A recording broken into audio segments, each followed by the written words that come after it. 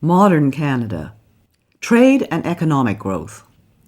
Post-war Canada enjoyed record prosperity and material progress. The world's restrictive trading policies in the Depression era were opened up by such treaties as the General Agreement on Tariffs and Trade, now the World Trade Organization. The discovery of oil in Alberta in 1947 began Canada's modern energy industry.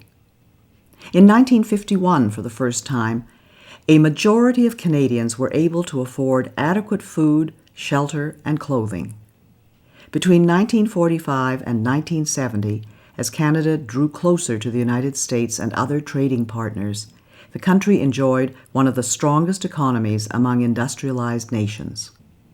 Today, Canadians enjoy one of the world's highest standards of living, maintained by the hard work of Canadians and by trade with other nations, in particular the United States. As prosperity grew, so did the ability to support social assistance programs. The Canada Health Act ensures common elements and a basic standard of coverage. Unemployment insurance, now called employment insurance, was introduced by the federal government in 1940. Old age security was devised as early as 1927, and the Canada and Quebec pension plans in 1965.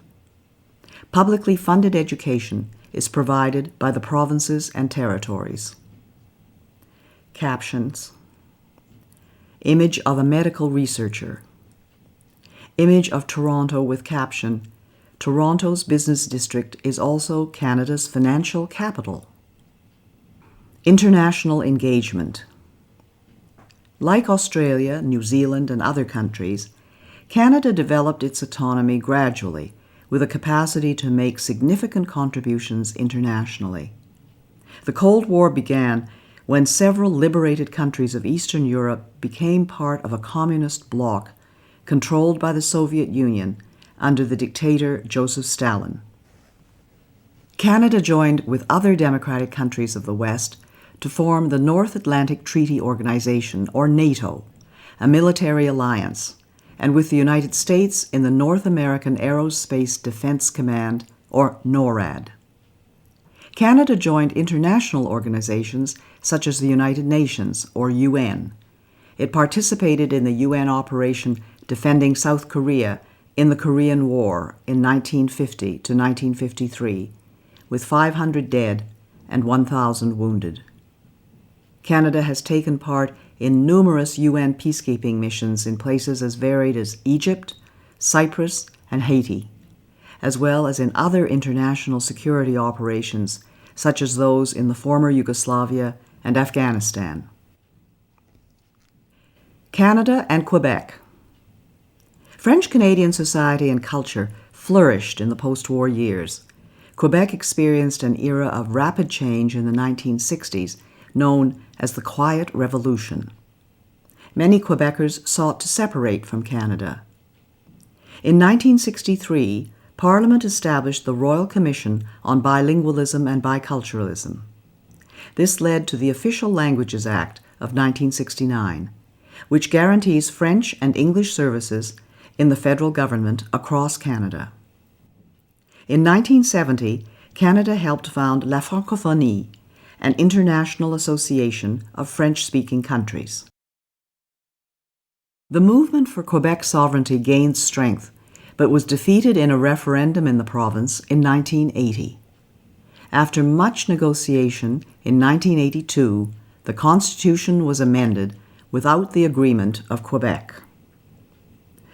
Though sovereignty was again defeated in a second referendum in 1995, the autonomy of Quebec within Canada remains a lively topic, part of the dynamic that continues to shape our country.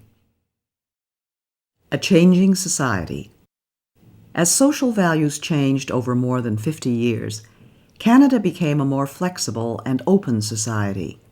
Many took advantage of expanding secondary and post-secondary educational opportunities, and a growing number of women entered the professional workforce.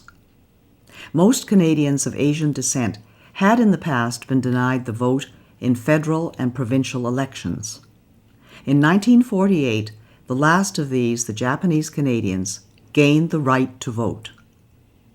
Aboriginal people were granted the vote in 1960. Today, every citizen over the age of 18 may vote.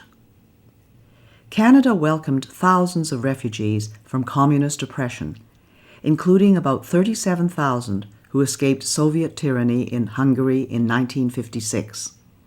With the communist victory in the Vietnam War in 1975, many Vietnamese fled, including over 50,000 who sought refuge in Canada. The idea of multiculturalism as a result of 19th and 20th century immigration gained a new impetus. By the 1960s, 1/3 of Canadians had origins that were neither British nor French, and took pride in preserving their distinct culture in the Canadian fabric. Today, diversity enriches Canadians' lives, particularly in our cities. Captions: images of a Vietnamese Canadian parade and of an F-86 Sabre from the Royal Canadian Air Force. Arts and culture in Canada. Canadian artists have a long history of achievement in which Canadians take pride. Artists from all regions reflect and define our culture and forms of creative expression, and have achieved greatness both at home and abroad. Canadians have made significant contributions to literature in English and in French.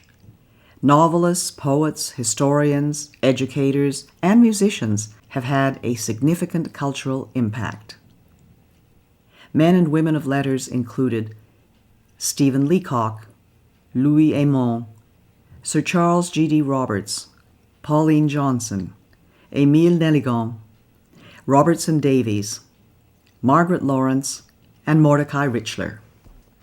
Musicians such as Sir Ernest Macmillan and Healy Willan won renown in Canada and abroad.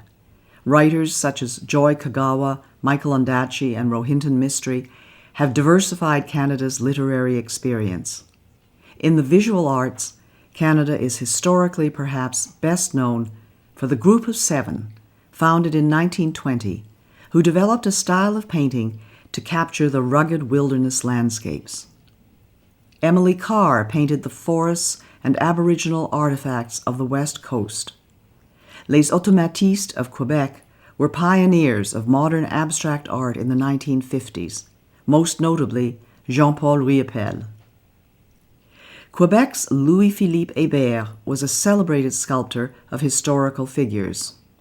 Kainayuk Achivak pioneered modern Inuit art with etchings, prints, and soapstone sculptures.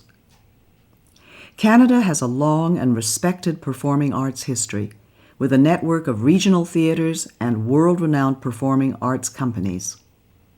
The films of Denis Arcand have been popular in Quebec and across the country and have won international awards.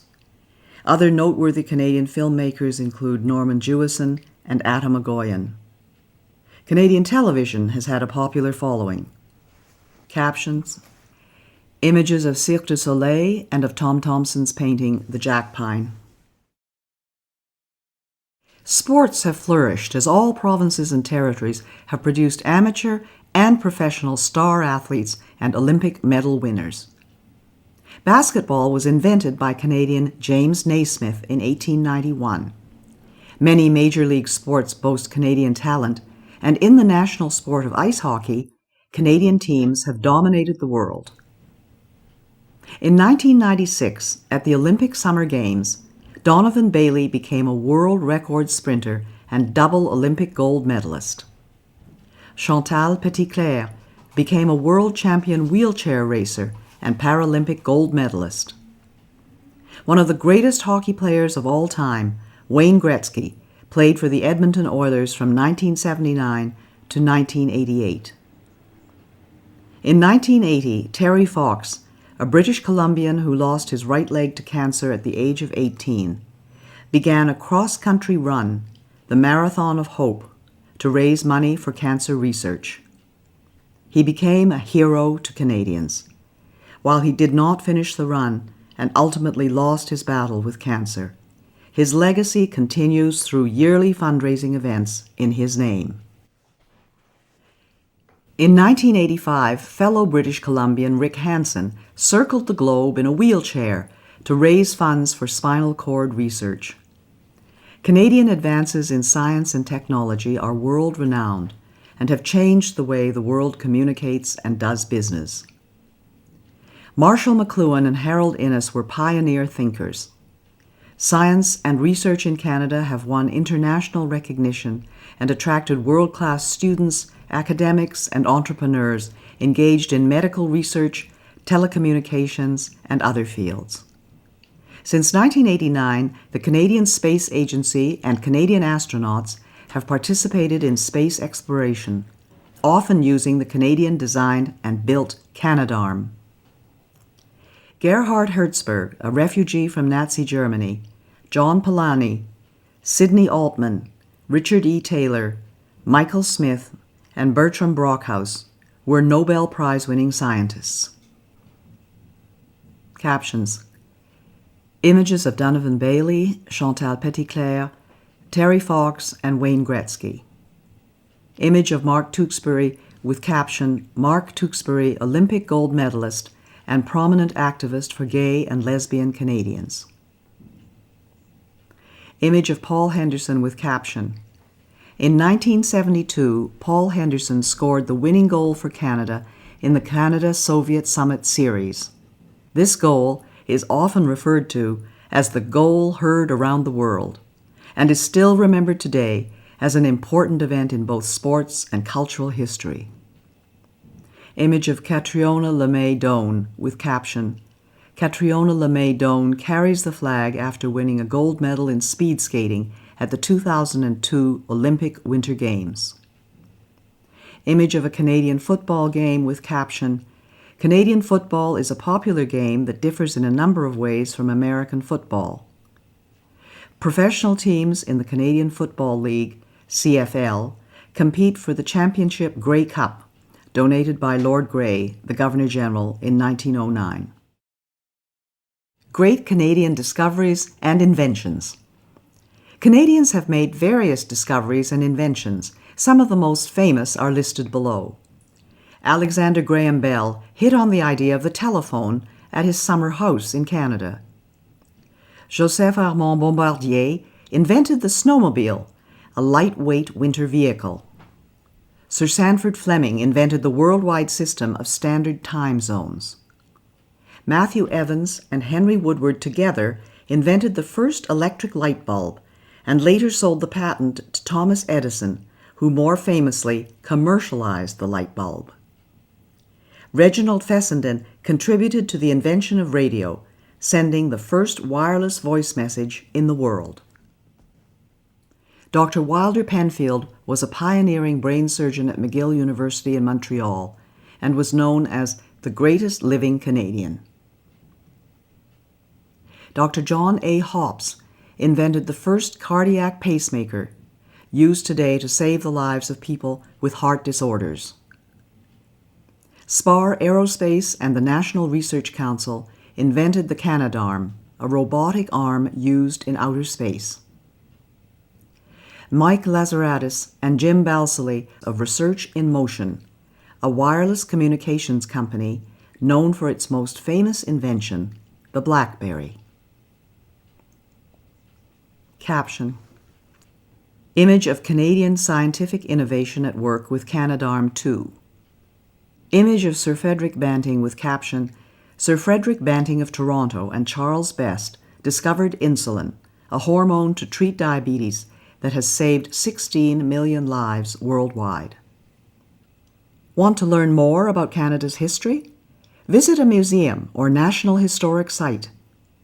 Through artifacts, works of art, stories, images, and documents, museums explore the diverse events and accomplishments that formed Canada's history. Museums can be found in almost every city and town across Canada. National historic sites are located in all provinces and territories and include such diverse places as battlefields, archaeological sites, buildings, and sacred spaces. To find a museum or national historic site in your community or region, visit the websites of the Virtual Museum of Canada and Parks Canada listed at the end of this guide. The prosperity and diversity of our country depend on all Canadians working together to face challenges of the future. In seeking to become a citizen, you are joining a country that with your active participation will continue to grow and thrive. How will you make your contribution to Canada?